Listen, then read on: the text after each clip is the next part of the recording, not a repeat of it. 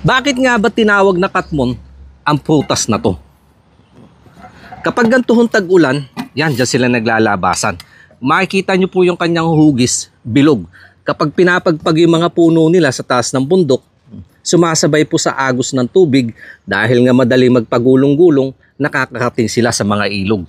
Ito naman yung panahong inaabangan natin sila dahil pwede nga po itong gamiting alternatibong pampaasim o kaya naman pammeryenda.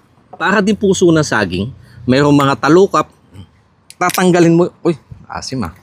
Tatanggalin mo isa-isa hanggang makuha mo yung pinakaloob. Maalala nyo nga po, nung tayo ay bata pa, iniipon natin itong mga to, nilalagay sa ating mga damit, kagat-kagat na ganyan, sa kapag uwi, ito yung ating pinaghahatian ng ating mga kaibigan. Ganto po yung loob niya. At mayroong nga dalawang variety nito, may nakita din akong kulay pink.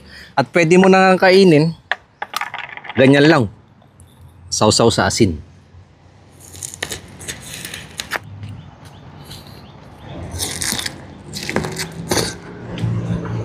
Ah.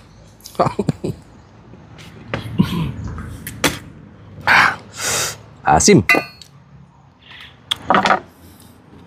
Kapag tinanggal mo po isa-isa, ganyan po ang magiging itsura ng bawat hibla. Tingnan niyo po mabuti.